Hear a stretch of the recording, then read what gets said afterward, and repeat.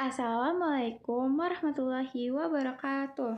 Halo semuanya, perkenalkan nama saya Melisa Sofiana dari kelas 11 Perhotelan 2. Ini saya ingin mendeskripsikan mengenai departemen yang saya ambil saat saya menjalankan industri di Hotel Frasa Residen Menteng. Teman, di sini saya mengambil bagian menjadi Food and Beverage Service. Yang kalian ketahui, Hotel Frasa Residen Menteng dikenal dengan pelayanan prima yang profesional dan juga sangat baik. Nah, teman-teman, di sini peranan Food and Beverage Service juga sangat amat krusial karena kami tidak hanya menyajikan makanan, tetapi juga memberikan kesan yang baik saat bersantap. Apa aja sih tugas-tugas Food and Beverage Service? Pertama, yaitu membersihkan area kerja. Nah, biasanya kita datang ke tempat kerjaan, kita tuh harus ngecek apa aja yang harus dipersiapkan. Contohnya area kerja kita. Area kerjanya tidak hanya ada di dalam resto, tapi juga di seluruh bagian yang meliputi food and beverage service. Contohnya ada di pool dan juga di bar. Biasanya kita melakukan clear up meja. Nah, biasanya ada tamu yang datang. Lalu kita lihat nih, apakah tamu tersebut sudah selesai makan atau belum. Nah, jika sudah selesai makan, kita tanyakan terlebih dahulu. Contohnya seperti ini. Permisi Ibu, apakah makannya sudah selesai? Apakah boleh saya bersihkan mejanya? Nah, baru di situ kita clear up piring-piring yang ada di mejanya. Nah, apa sih manfaatnya? Manfaatnya supaya mejanya tidak kotor, tidak berbau, dan juga misalkan mereka sambil bekerja dan mengeluarkan laptop atau buku-buku, itu juga bisa leluasa di mejanya. Yang ketiga yaitu dusting table. Nah, biasanya dusting table ini barengan sama setup table. Dusting itu pertama mejanya itu kita lap. Nah, setelah kita lap, kita dusting menggunakan semprotan pembersih. Lalu kita dusting, kita lap semuanya. Setelah itu biasanya ada placemat. Nah, placemat itu perlu kita dusting juga supaya tidak ada debu-debu atau sisa makanan yang ada menempel di placemat. Setelah placemat, kita biasa pakai napkin. Nah, kebetulan di freezer itu menggunakan tisu yang sudah dilipat. Nah, tisu tersebut disusun di atas placemat, jaraknya 2 jari.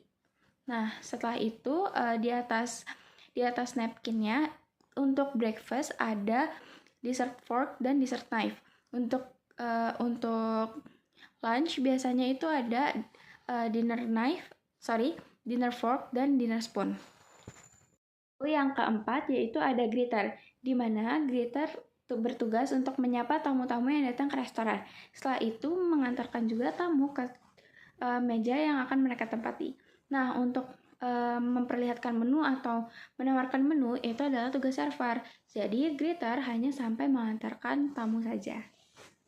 Apa itu server? Server yaitu waiters yang bekerja untuk melayani tamu secara full.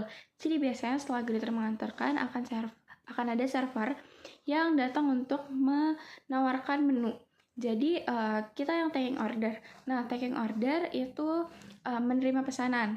Cara menerima pesanannya yaitu kita mencatat semua pesanannya, lalu kita make sure kembali, kita tanyakan kembali, kita bacakan kembali apakah pesanan tersebut sudah benar atau belum.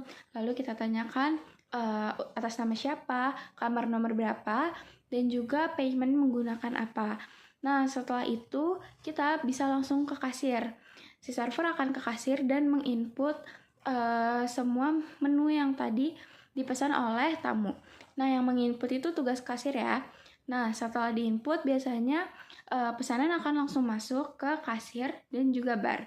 Nah, kalau sudah, kita tinggal menunggu makanan. Setelah makanan sudah keluar, kita harus menyajikan dan kita juga perlu memperhatikan setiap makanan agar bersih dan tidak kotor atau tidak terkontaminasi, dan juga makanan tersebut layak untuk dimakan.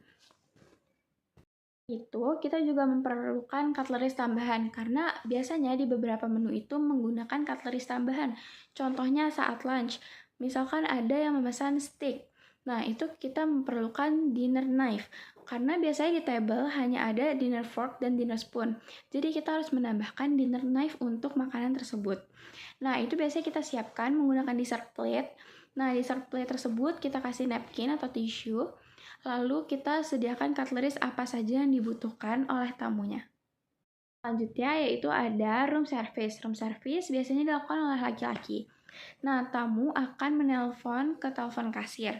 Jadi, kasir sendiri yang langsung menginput menu yang dipesan oleh tamu. Di input, makanan yang sudah keluar dari kitchen harus segera diantar. Nah, tapi antarnya tidak boleh langsung diantar begitu saja. Harus di wrapping dengan rapih dan tertutup sempurna agar tidak terkontaminasi debu atau hewan-hewan dan lain sebagainya saat dibawa ke kamar. Mungkin cukup sekian penjelasan dari saya. Terima kasih. Wassalamualaikum warahmatullahi wabarakatuh.